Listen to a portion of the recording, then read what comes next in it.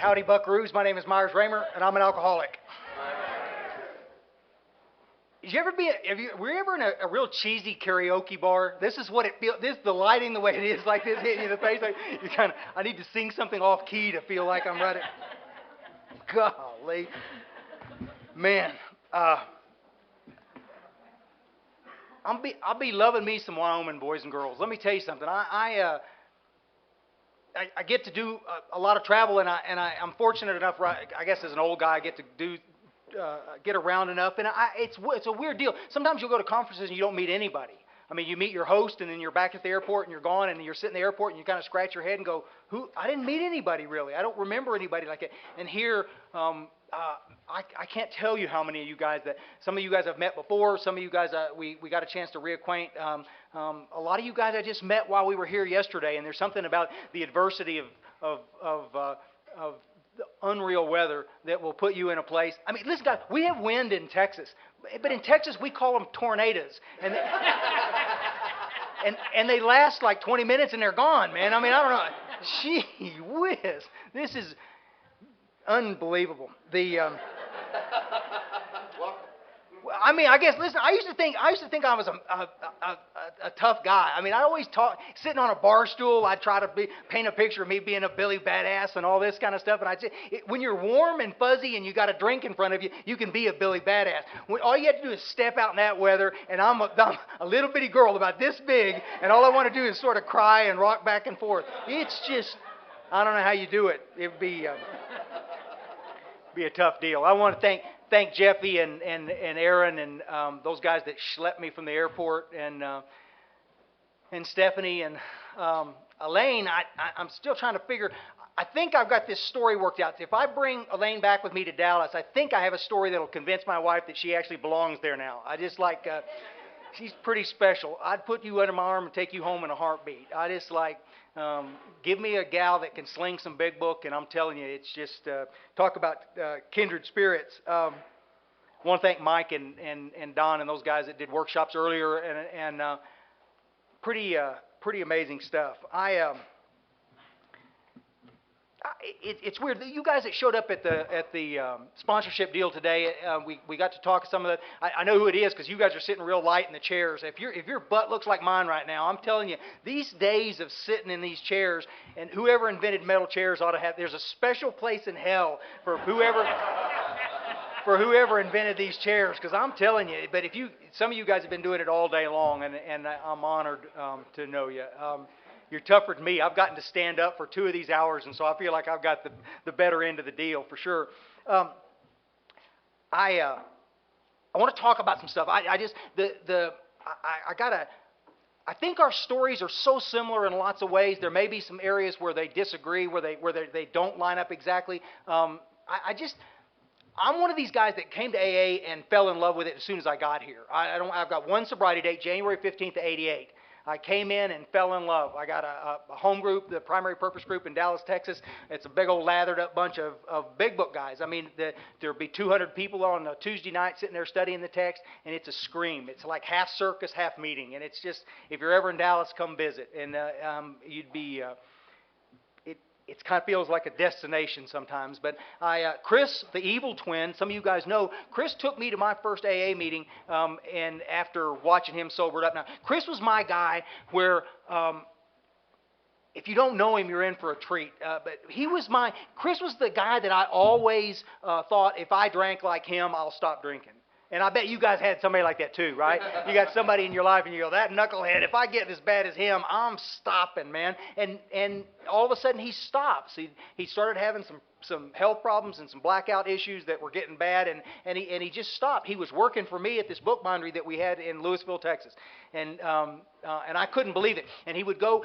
It was the weirdest deal. He never tried to sell me on the idea of this stuff. He just did his deal. And I don't spend a lot of time talking about war story stuff. I know some of you guys came to hear a great story. Well, listen, most of my story happened after I got to AA. It was the craziest kind of thing. And I'm a third generation drunk. My grandfather was drunk. My dad was drunk. Chris and I are both drunks. And it just was destined that this was going to be. We were going to do this stuff, and I knew at some point in time I was going to have to sober up. I mean, at 19, I knew I'm an alcoholic, and there's no question about it, and I know I'm going to have to get sober, but maybe way down the road. I'm certainly not interested in doing it right now because it worked great. I'm a functioning alcoholic. I work drunk, and it's not a big deal until it was. In the last 6 or 7 months that I drank, I was arrested a couple of times for I don't know why the skinniest guy in the room always has to have the loudest voice, and I always seem to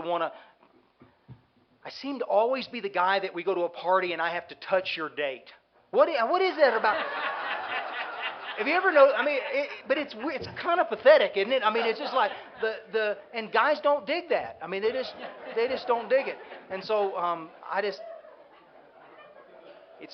I think it's just, I mean, to this day, sometimes I have to fight my urge to put my hand on you when I talk to you. It's just the way I'm put together. But when you're drunk and you're doing it, it just comes across really goofy. And so guys didn't like it, and so I was always getting in trouble. I was always getting in fights, and I'm pretty much of a coward. I'm the guy that'll run up on you behind a bar and hit you and then run. I mean, I'm no Billy Badass. I get in a lot of trouble, but I've been in lots of bar fights. I've never won one. Never even come close to winning one like that. I'm just the way I am. And towards the end of this deal, Chris had introduced me to the joys of outside issues, which sort of sped things up, if you catch my drift. And things just got real ugly real fast. I tried to kill a liquor store clerk one night, and they don't like that. All this guy did was call my house and ask why I gave him a bad credit card. And my wife doesn't realize that all my credit cards, I have credit cards that she didn't know about, and they're all maxed out. And I got a real high burn rate on those cards, and he was just mad. And so I went down there to kill him, and he suspected when I got out of my car with a big stick that's what was coming down like this. And so they called the cops, and the cops came and laid me over the hood of that car, which was a real treat since I was on the board of directors of the chairman. I was on the board of directors of the Chamber of Commerce of that fine little town, and they thought I was a real peach, and you can imagine. And it was just kind of goofy like that. I mean, I tried to beat up a guy in a pizza place one night, and would have done it if they hadn't pulled me off of this guy. And there's one small detail. My 3-year-old daughter is standing right there watching the whole thing, and it's just you see the deal. It's like all the things that I didn't want to be, I'd become. I didn't want to be a bully because I'd been bullied as a kid. I didn't want to be a psycho, and here I was doing all kinds of bizarre things, and it just, y'all get that, right? And I'm terrified of everything in the world. My whole world was my bedroom and my garage. I had this this duck boat project. I was out there building. It lasted years and years and years, and all I did was fill it up with booze bottles and then empty it. Fill it up with booze bottles and empty it. And I just stand out in that garage, stare at the wall, get squashed, and what kind of life is that? It's just bizarre. My wife, we have this nice house, and my wife lives in the other end of the house. We're together, sort of. I'm in the little bed, she's in the big bed, and it just looks like it's never going to work out. And it's just a goofy deal. So I'm watching Chris, and Chris is getting sober, and he's showing up. He's getting up at work 6 o'clock in the morning. He's at work. Works all day. Goes to a 6 o'clock AA meeting. Comes back to the shop. Works for 2 or 3 hours at night. Goes home. And I'm just standing back there like some weirdo, drunk as a skunk, standing off in the shadows, watching this guy work. And it's just freaking me out. I'm just going like, who is this guy? Man, I'm used to a knife-wielding maniac back there, and here he is doing things. And he never, ever tried to sell. I made his life hell. I thought that he was going to try to sell me on the idea of recovery, and he never did.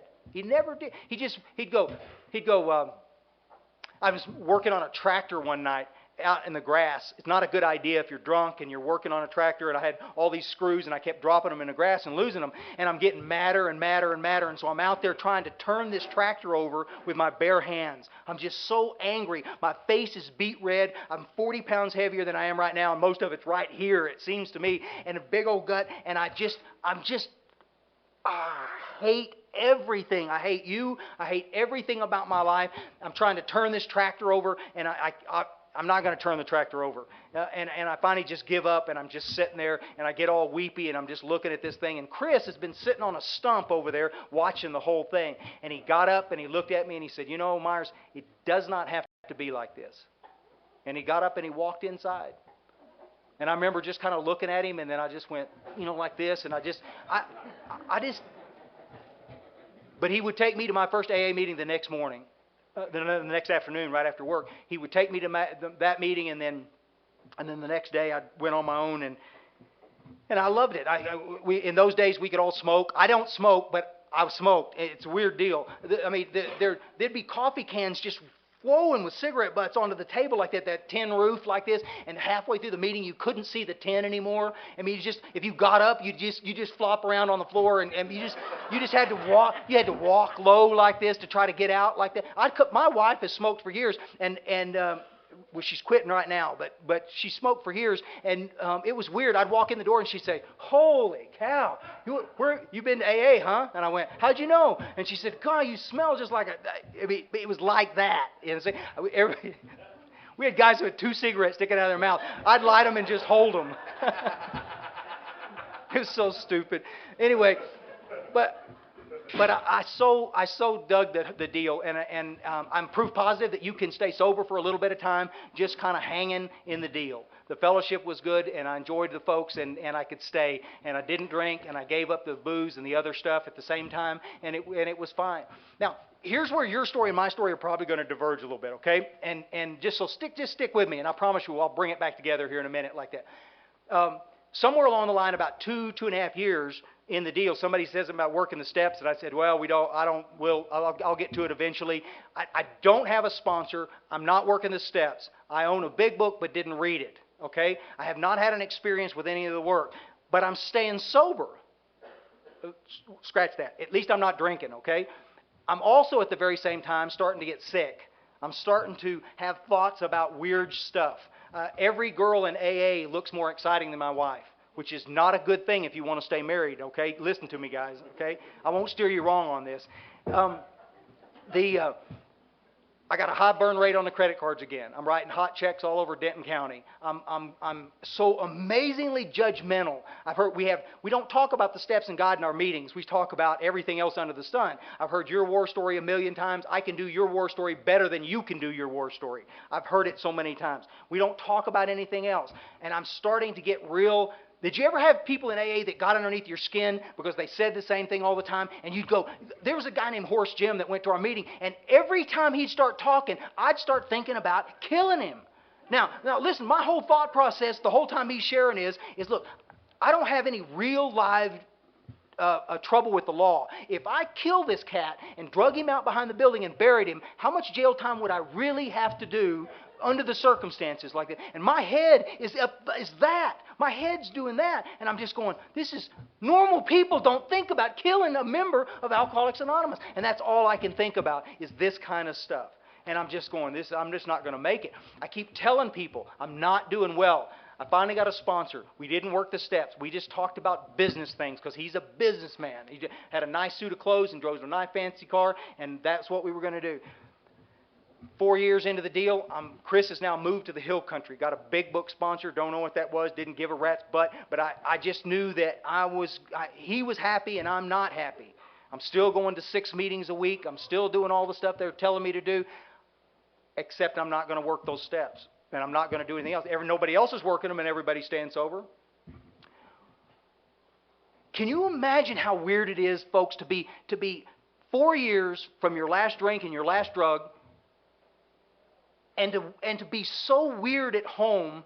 I mean, I'm nuttier than a squirrel turd, and my wife, she doesn't know who's coming home. Is it going to be gregarious Meyers that's in a great mood, or am I going to step over a book bag when I get home, or are there going to be dirty dishes in the sink, or anything to send me off into the ozone, and now I'm going to get goofy again, okay? And this is exactly what was going on. I'm simply unraveling in front of my family, and I don't know what to do. Because in my head, I've already justified it. In my head, I'm sober, and there's nothing else I can do. I'm just a fruitcake, and I ought to be locked up. And so there's a great deal of self-loathing. There's a great deal of shame involved in how I'm living my life. I'm just getting real scared.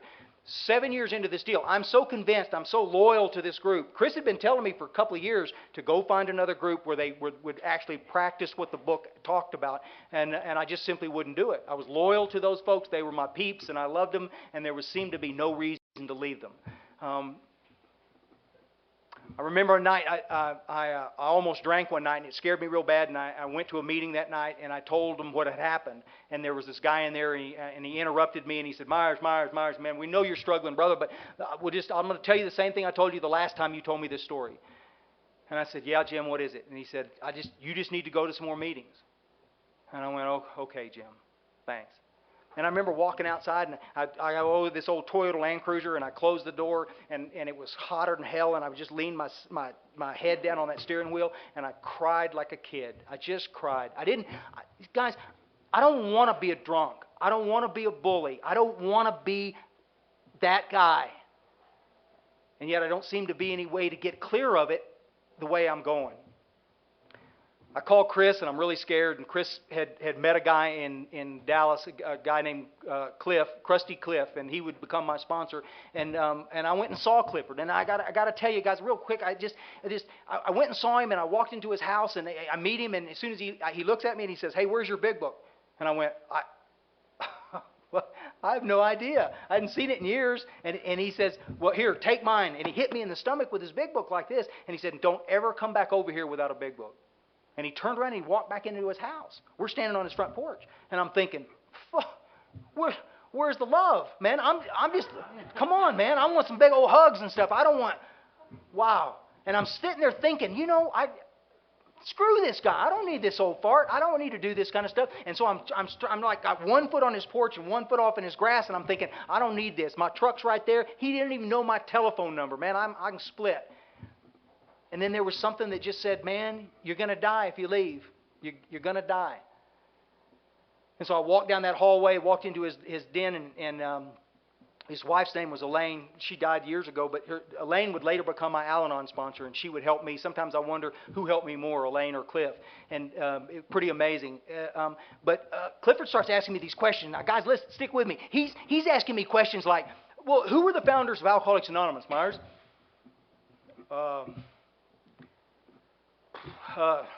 Some old dudes?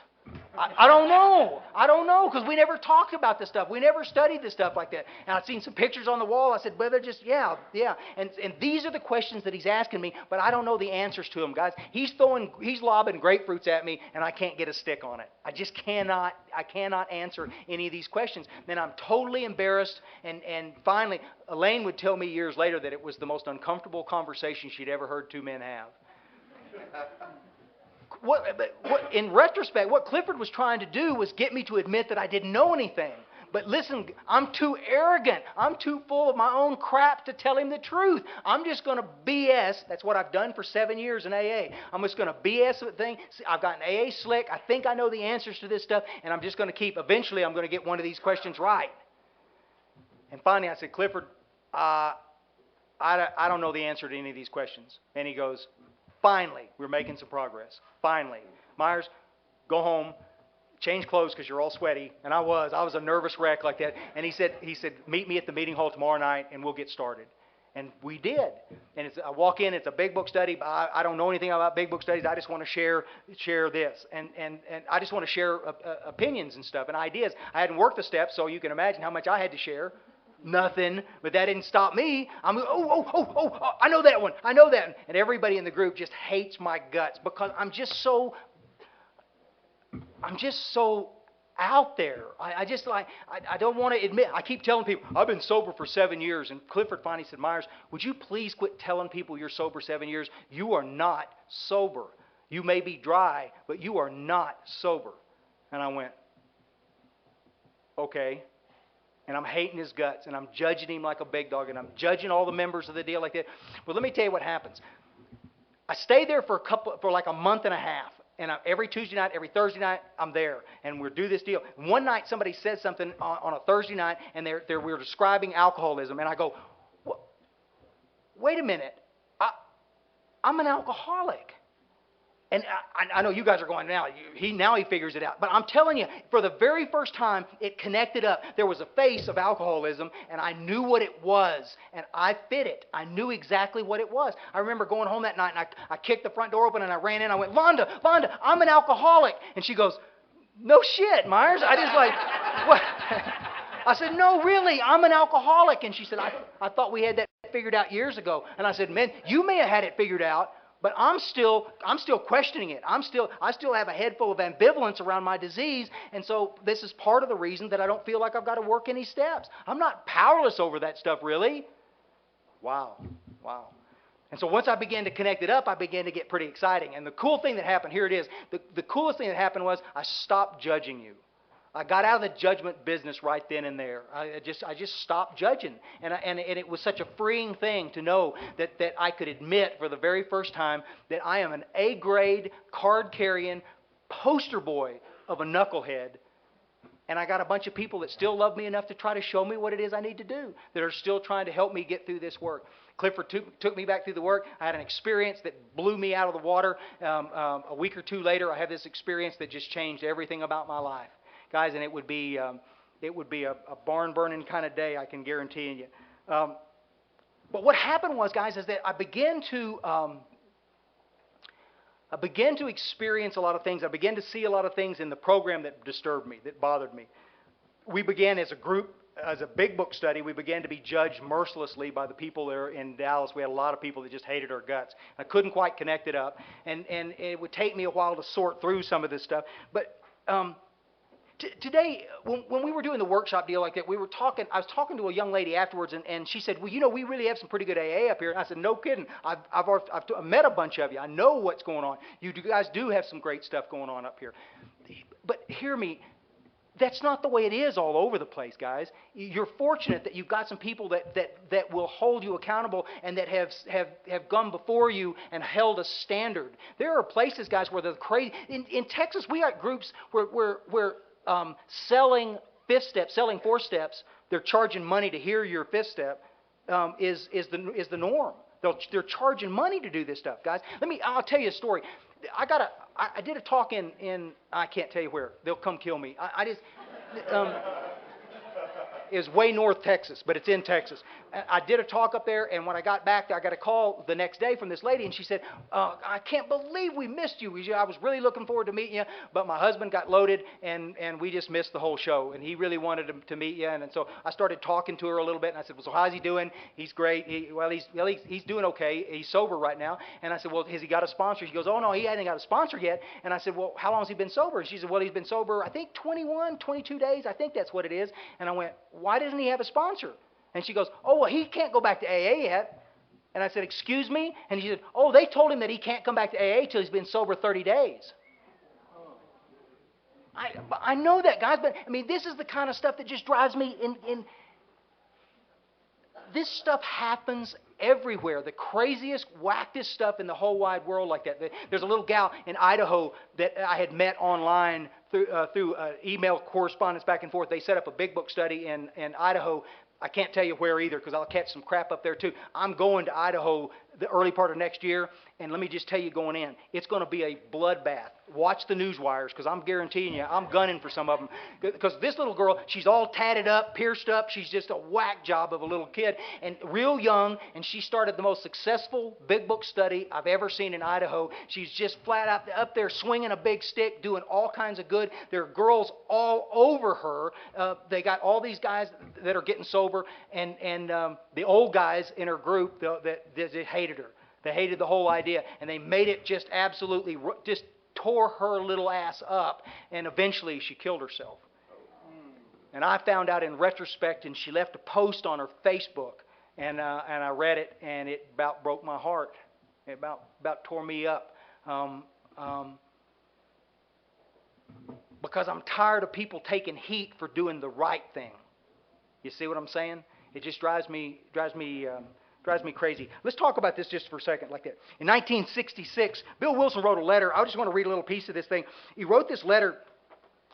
It's called Whose Responsibility? No. Yeah, that's it. It's online. You can get it or you can call me and I'll send it to you too. I'll just send it to you with a click. And I won't read all of it. It's just a little piece of it. It says, an AA group as such cannot take on all the personal problems of its members, let alone those of non-alcoholics in the world around us. The AA group is not, for example, a mediator of domestic relations, nor does it furnish personal financial aid to anyone. I'm a couple of thousand pounds light by the time I read this thing right here.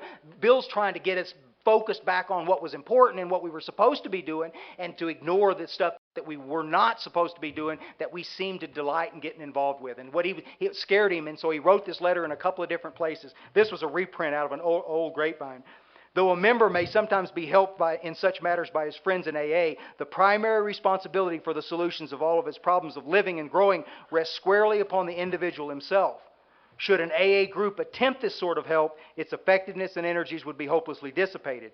This is what I want you to remember, this little piece. This is why sobriety, freedom from alcohol through the teaching and practice of AA's 12 steps, is the sole purpose of the group.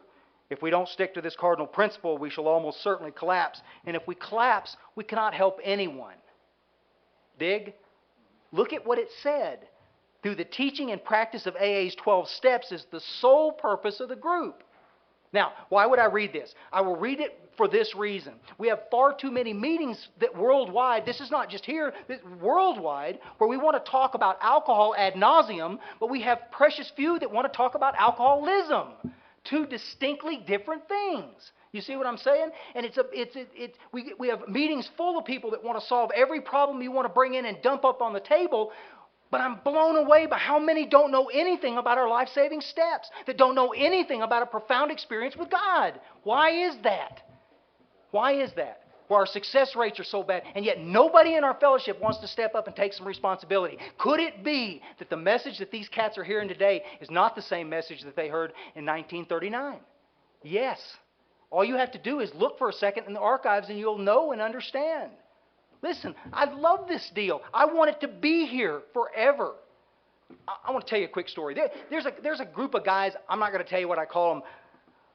There's 5 old guys. They're all my age or older, and I love these old men. And they came from other places. They're all local in the Dallas area. They are not members of my group. They come from other groups, and we have a book study separate from everybody else just to try to gather them up. Collectively, those 5 men have sponsored 5 guys. They have over 120 years of sobriety between those 5 men. Over 120 years of sobriety, and they've only sponsored 5 men between them. One guy hadn't sponsored any, one guy sponsored 2, one guy sponsored 1. We're sitting in a meeting one day and we're talking like this, and I'm trying to get these guys to understand what they're missing by not doing the things that we're talking about doing like this. And I asked this guy, I said, guys, before we start tonight, I tell you what, let's look back over, turn over to Fred's story, and let's study something right there before we get off into the study. And these guys are like this, looking like this, and they're back over in the back of their book like that, and the story's like this. And I go, you know, Jim's story, Fred's story. Oh, yeah, Jim's story, Fred's, I know. And they're still back over in the back of the book. And I just reached over like this and took the book like this. I said, over in the front of the book, gentlemen, right there. See it? Jim's story, Fred's story, the jaywalker, remember all this stuff right here? Oh. Now listen. How do you stay in AA for 120 years and not know where Jim's story or Fred's story is in the front of the book unless you've discounted the book as not being worth reading? Unless you're getting your AA some other way. Are y'all following what I'm saying? Some of you guys look confused. This is an ugly testament of how many people we see that just simply don't know and understand what's going on with the book. How do you teach it? How do you sponsor? How do you do any of this stuff if you don't know how to do that? If you don't know where it is? The only other solution that you have is just shooting from the hip. It's just you're just shooting from the hip. You're sharing a bunch of personal experience, a bunch of this kind of stuff. People say, well, all we have is our experience. No. Listen, go look on page 19 of the book and read what it reads. It said we're going to share our combined experience and what? Knowledge. Our experience and knowledge. The first 100 intended for us to have enough knowledge of what alcoholism looked like, what the common solution that they talk about on page 17, what that looked like, that we could help somebody. Your story is important, but there's more. There has to be more. You see? You have to know what goes past that. I'm never saying that your story is not important. But dang, isn't it frustrating to sit in a meeting and you've got a brand new guy there and all we can think of to share is our story? I just can't get on it. I just can't get with that whole idea. I think that there's a great time to do that. I think we need to help them like this. Listen, if we're relying on only our story to qualify new guys that are coming into this deal, we're making a mistake. Because listen, everybody says, well, eventually they'll hear their story and they'll relate. And I'm going, I know that sounds good, but that has not been my experience. What my experience has been is that you let them sit there long enough listening to stories and they'll eventually build a case against us. They'll eventually go, that's not me. That's not me. You young guys, that's not me. You girls, that's not me. You older guys, I can't relate. And eventually you'll just say, I don't belong. And you'll leave. And I've watched thousands and thousands of people in AA do just that. We've got to get away from this love affair with our story. I want you to have a story. I'm never making light of the story, but I also want you to know enough about the big book that you feel comfortable sharing what alcoholism looks like, the face of our disease. There's a mental component, there's a physical component, there's a spiritual component of this. Can you explain it? Can you explain what happens when you don't put anything in your body and don't have a program to take its place? Some of you guys can really explain it because you've lived through it. It's hell on earth, restless, irritable, and discontent. You see? But most people think that they just changed their mind. That's the reason I drank. They don't recognize that their butt got kicked by restless, irritable, and discontent. They had no choice but to finally drink because the pain of being there is too great. Y'all following that? Some of you are digging it. Some of you are just flat ass not digging it. I love my story. Tell it. Keep telling it. Keep telling it. There's some other stuff that's pretty cool. You'll dig it. Listen to this real quick. Dr. Bob, there was a guy named Bob Bacon, he's dead now, that was a delegate in 1976 in Ohio. This was a transcript of a talk that he did at a conference, and in there was a little piece in here that I found fascinating. It was a quote from Dr. Bob. He said, "We hear a lot of ridiculous things like there are no musts in AA. My big book read different. People say that it's an individual program and that we can take the steps any way we want to." Dr. Bob said, and I quote, "There is no such thing as an individual interpretation of the 12 steps." There is no such thing as an individual interpretation of the 12 steps. That's Dr. Bob. Now, I want to read this little piece real quick here that came with it. You'll be fascinated if I can find it. There it is. Somebody sent this to me about 4 weeks after I got this transcript. They sent it and said, "I heard what you read, and I thought you might be interested in this." And this was the AA Grapevine statement of purpose. Don't come bagging on me. This is the Grapevine, okay? Not me, all right? But listen to this.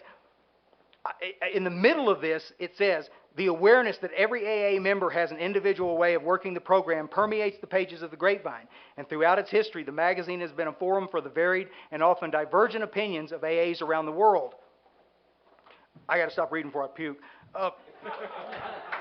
But I want to put this into perspective, guys. I want to just make sure that you're clear. We have a co-founder of Alcoholics Anonymous, Dr. Bob, that said that there's no such thing as a personal interpretation of the 12 steps. We should be coming from the text. And then we have an outside entity, the Grapevine, that not only supports the idea that there's all kinds of varied deal, they're going to report it. You see what I'm saying? And then we wonder why the new guy sitting in the room is confused about what it is that we're talking about. Any of you guys music guys, there was an old song that Crosby, Stills, Nash & Young did years ago, and in the middle of this song there was a line that always just blew me away. It said, "Confusion has its cost." And I'm telling you guys, it's the truth. Confusion has its cost. In a given meeting, you'll hear a million things. Stop and look at, if we could get everybody in our fellowship to start looking at this stuff from a different perspective, looking at it from the perspective of a new guy or a new girl that's sitting in the room. In the same meeting, you'll hear somebody talking about working the steps in a year. Maybe it'll take us a little more, but we'll eventually get through with it. Then we got somebody over here talking about doing it in 30 to 45 days. What happens to the new guy? The conflict sets up. What am I supposed to be listening to? You understand what I'm saying? And this will happen over and over and over again. This conflicting pieces of information, and there's tons of it out there. One guy says one thing, one guy says the other thing. This is what happens when we share opinion in meetings.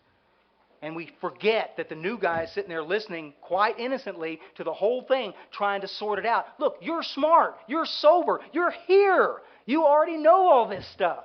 You can sort out the BS from the goofy stuff, right? I mean, from the real stuff. You can do this. But what about the brand new guy that just sobered up that's just now sitting in there? What about Pat, my little buddy back there, that's trying to suss out all the detail like this? What's real?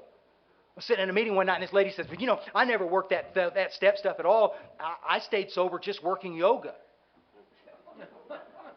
Listen, I'm not bagging on yoga. I love yoga. I practiced it for years. But I've got to tell you, was that her opinion? Yes. But how's my buddy Pat going to know that? You understand? Let's see. Work the steps, which is really hard, or be in a room full of scantily clad women sweating a lot.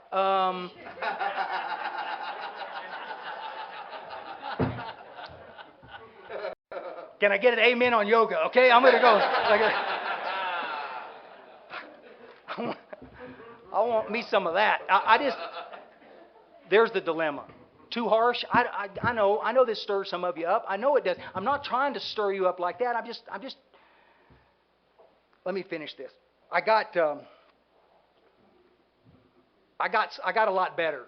I paid off the credit cards. I got cool back with my wife. I moved back down to the good end of the house, and I just things got better, and I was book smart wise. I was studying the text, and I could help some folks, I thought, but I'm still kind of playing this AA game. It's like I'd rather talk about it than actually do it. Somebody asked me to drive a bus one night for a treatment center, and I'm just telling you guys, for years after that, I'd go, yeah, I drove that bus down at that treatment center. I'm just trying to milk it for everything that it's worth like that. And one night I'm looking in a meeting, we're sitting here like this, and I'm looking around the room at my brothers and sisters in that meeting, and I'm all of a sudden I went, oh no. And it just hit me like a ton of bricks. I'm still different from you guys. And I remember asking Krusty, I said, can I sit with you for a couple of seconds after the meeting? And he said, yep. And I said, Clifford, I'm still different from y'all, right? And he goes, finally you recognize it. And I said, what do I need to do? And I'll never forget it. He takes his glasses off like this, and he goes, and he looks at the ceiling, and he goes, I'm going to tell you one more time, and then I want you to go away. And I went, I think he's meeting, like, go away till Thursday night. We're going to have another meeting. And then I realized, hey, wait a minute. He's dusting me. He's telling me to go away.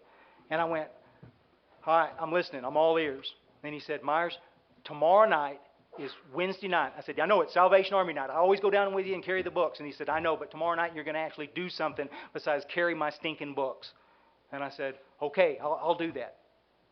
So I go down there, and I'm hating it. I'm not digging in any of it like this because I'm scared spitless. So I go down there, and I'm looking around.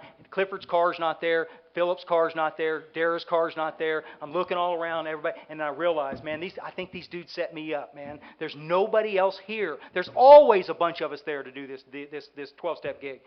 So I walk in, clear the security deal. I walk in. Now the Salvation Army in Dallas is freaking huge. They have a gymnasium that's every bit as big as this room with 160 to 200 men in it any time you go in like that. I walk around the corner, and there's 160 black guys, like 2 Latinos and 1 pasty little white guy way back in the back. I don't even know how he got in there like that. But they're all sitting back there in the back, and they're looking at me, and they got sunglasses on, and they got hats on, and I'm thinking, oh man, and I'm scared spitless, and I go, I don't know, and I think, screw it.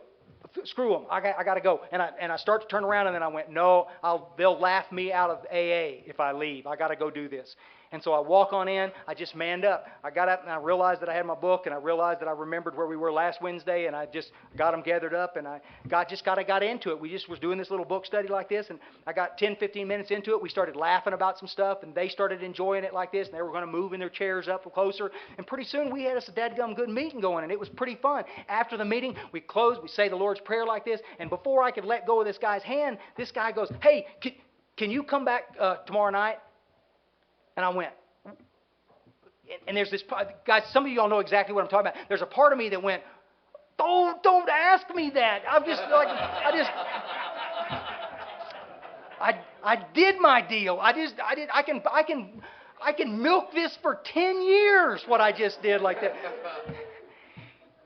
There's another part of me as I'm walking out that goes, he asked me to come back. They wanted me to come back. And I remember going home, and my wife said, how'd it go? And I said, man, I guess it went okay. They asked me to come back. And the next day I'm at work, and she's my business partner, so she's there. At 10 o'clock, I'm looking at the clock, and finally she watches me, and she goes, what are you doing? I got to go back over to Salvation Army tonight. I'm just looking at the clock. She said, what time's the meeting? And I said, 8 o'clock.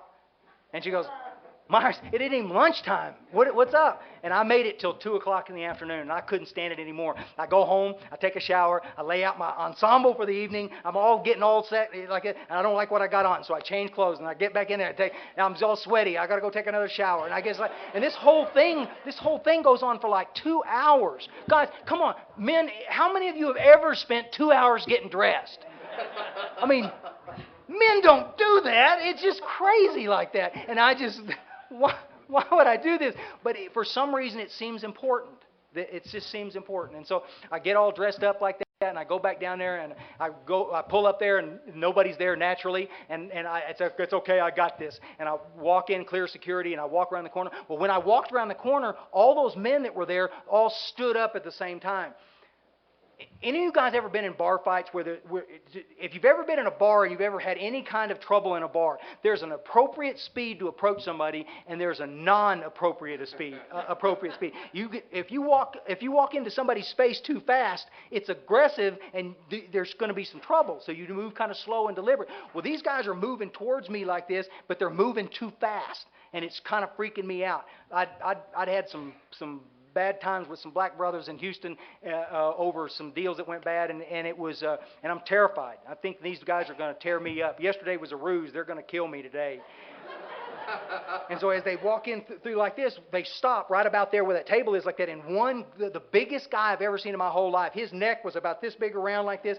His waist was as big around. I mean, you can't imagine how big this guy was. He stood a full head and a half taller than me, and he just keeps walking. And when he got close to me, I went like this, and I put my hands up like this, and I put my head there because I think he's going to crush me. And he just scooped down and picked me up, and he just pulled me off my feet. So he's holding me, and my legs are like this, dangling. He's holding me like a rag doll. And I'm pushing as hard as I can push. I'm pushing away from this guy, and I recognize, wait a minute, what am I pushing for? If this guy wanted to kill me, he'd crush me like a bug.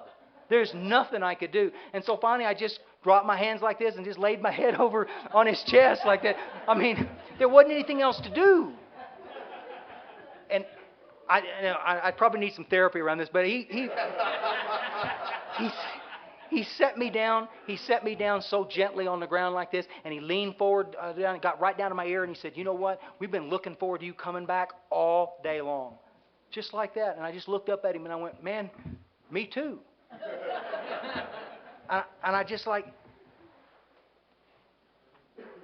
guys, I felt like Jimmy Swaggart. I mean, I get up there with my big book like this, and I'm just like, I got all this stuff's coming out of my mouth, and I don't know where it's coming from. And these guys are asking questions, and the answer's there. I actually know I'm not stupid. I just look stupid, but I'm not that stupid. And it's just the coolest thing in the world to see this. The reason I'm telling you this, guys, is that we have a jillion of us out there that are making a million excuses why we can't do 12-step work, why we can't do this stuff. If you know the text and you begin to understand and you're beginning to sponsor like this, there's no reason why you can't carry this message to all the folks out there that still need this stuff. There are tens of thousands of drunks dying today because we're too busy making excuses why we can't go see them, why we can't go get them, why we can't help them. I'm too busy. I'm too this. I'm too... Quit making excuses, okay? Just go do it. Everything in my life shifted the moment I walked into that room. Everything changed. Everything. The way I perceived my wife, the way I perceived my kids, the way I perceived my job, everything began to change. If there is a secret handshake in AA, if there is a secret handshake, it's got to be 12-step work. It's got to be the ability to stand nose to nose with another human being and explain to them and connect up the dots that they so desperately need connected in a way that nobody else could. It is an amazing deal. There's this guy. I want to tell you one more thing about that story. Sometimes I don't say it, but I want to make sure that you're clear. I had such great bigotry. There was a great deal of prejudice around men of color, and I just scared mostly. It wasn't really the way I was raised. It was just sort of a learned thing over years, and it was just a lot of it was just based on pure ignorance. Over the next 4 or 5 months, I would sponsor dozens and dozens and dozens of black men in that thing, and those men single-handedly taught me more about love and about compassion and about forgiveness, about you fill in the blank. I was transformed by the love that those men showed me over that period of time. It was pretty amazing stuff. There's a guy that I sponsor named Matt who was working for the Night Watch program in Dallas, and he got a call one night, and he called me about 3 a.m. and he said, "Hey, there's this guy named Glenn in California that's detoxing. I've talked to him through his daughter that's in Dallas, and she connected us up, and we're going to try to get him to Dallas and see if we can't get him some help." And I said, "Great, let's do what we can." And so Glenn gets on a bus and spends 3 days from California to Texas detoxing on this bus. Can you imagine how bad that must have been, not only for Glenn, but for everybody that was around him? I mean, it's like I can't even imagine. He gets into Dallas on Tuesday night, too late, too sick to come to our meeting. Wednesday he sleeps. Thursday he shows up at the meeting, and he's kind of, he's okay, he's better, and we're getting along okay. The following Saturday, so he's not even a week sober yet, he turns up at a meeting like that. And it's a speaker meeting. We got a bunch of guys coming in like this, and I'm sitting there talking. Glenn's sitting right here, and Matt's sitting right over there, and we're talking like this. And I said, "Glenn, are you okay?" And he said, "Yeah, I'm all right. I'm all right." And so about that time I look up, and there's this guy that walks in the door. This guy's got, like, you can see flies around him. I mean, this guy is so dirty that it's not even funny. You can smell the acetone or whatever it is on his skin like this. He just smells like perfect if you're drunk. I mean, there's no better smell. And he goes, all of a sudden I looked at Glenn and I said, "Hey, Glenn, do me a favor, will you, buddy?" And he said, "Yep." And I said, "That guy that just walked in the door like that, would you go over there and say hey to him?" And he looks at me and he goes, "What do you mean?" And I said, "Just go over there and talk to him a second." He said, What do you mean?" I said, "Come on, I'm not asking you to sponsor him, Glenn. I just want you to go over, show him where the coffee is, show him where the bathroom is. Just say, 'Welcome to Primary Purpose Group.'" And he goes, I can't do that." I said, "Glenn, you want to stay sober?" He goes, "Yes, sir." I said, "Go greet that guy." Oh, I hate you, Meyers. And he turns around like this, and he walks toward the deal, and he is truly petrified at talking to this guy. But I can't. They're just out of earshot. I can see what's going on, but I can't hear them. And I see Glenn's hand go up on his shoulder like this, and then they both walk, and they both walk past me like this, and they walk around, they make a little U-ey, and he walks up and he points to the coffee, and I see him point to the bathrooms like this, and then he stops like this, and the guy keeps walking, and Glenn does this. Glenn goes like this and pulls his pants up like this and turns around and starts walking back towards me. And trust me, I swear to God, this is the truth. He's walking back this way, and Glenn looks absolutely transformed. He's walking like he's like 2 inches taller than he was when he walked past me going this way like that. And so he's standing right there, and I said, "Glenn, what happened? What'd you do?" And he said, "I just tried to tell him how we do things around here, and I said, wow. Now, guys, Glenn sat down in that meeting, and he's got his arms crossed, and I'm just telling you right now, for 15 minutes in front of that meeting starting, Glenn owned Primary Purpose Group Dallas. Owned it. I mean, it was just like, but I see this all the time. We let guys come in, and we just sort of, we want to, if you can get somebody involved, if you can get somebody to do something outside their little comfort zone, they'll stay. You'll be amazed at how many people would just stay. Glenn's still there. Glenn's still sober. Glenn's still kicking butt. He still wants to argue with me about everything, but he's there. It's the coolest deal.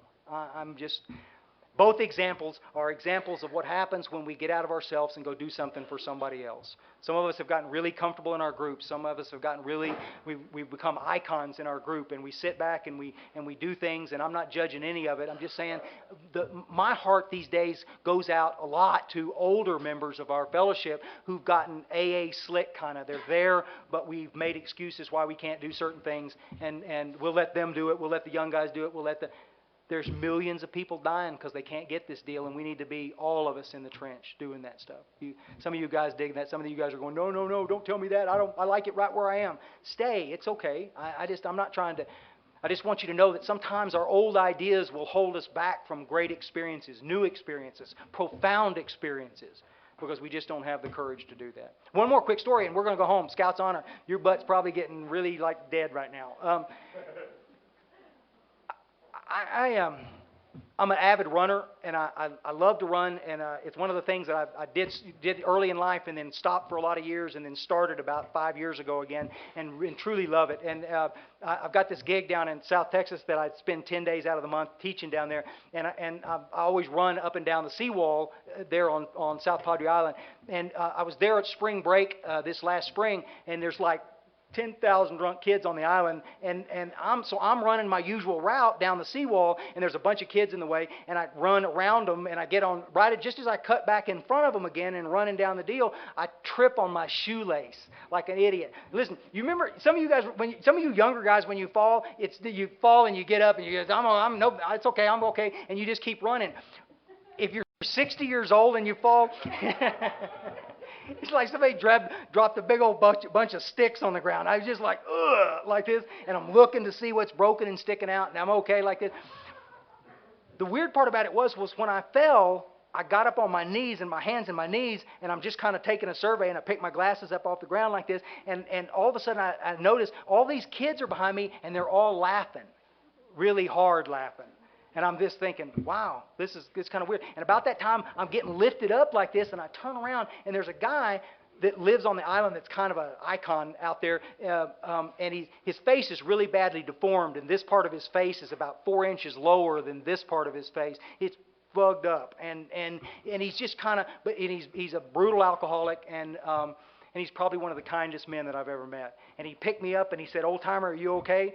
And I went, "Yes, sir, I'm fine." And we sat there for a second like this, and he's just hugging me. He's just holding me like this. And he said, "You're sure?" And I said, "Yeah, let me walk a minute and I'll be okay like this." And he said, "Okay." And then he just walked with me for a couple of seconds, and then he just let me go. And he said, "I'll see you around." And I said, "Okay, thanks, buddy, for helping me like that." And I just started running down the seawall again. I was okay.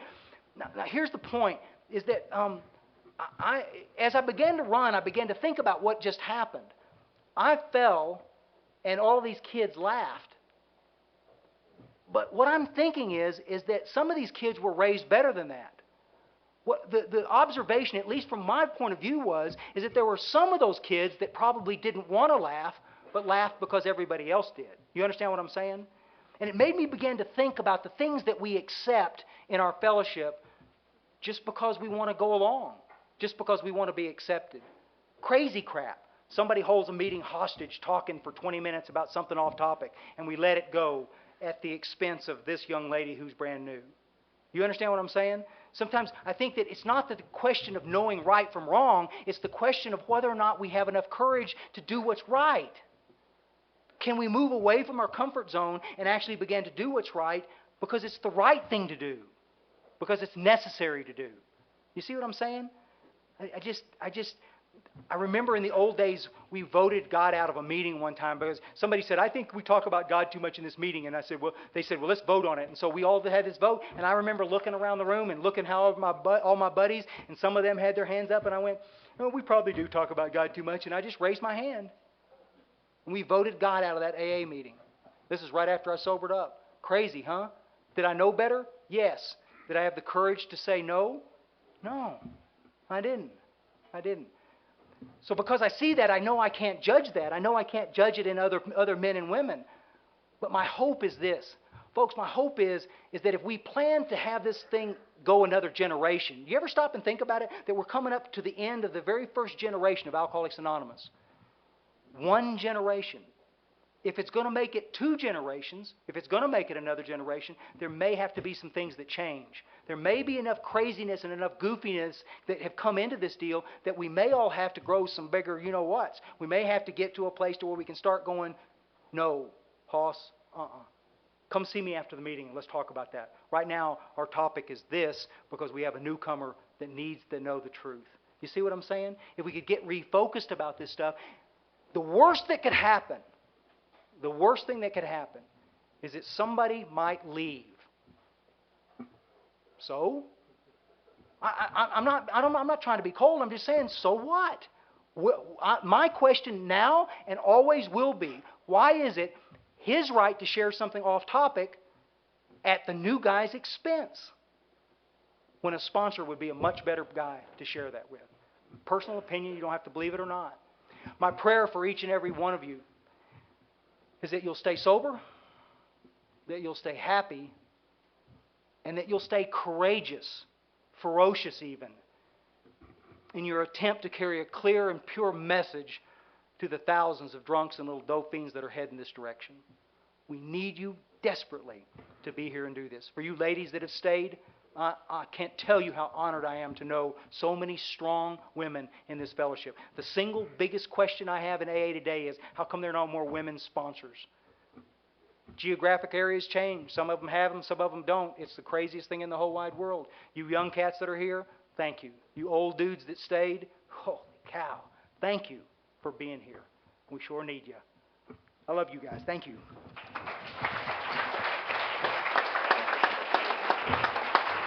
Thanks, Meyers.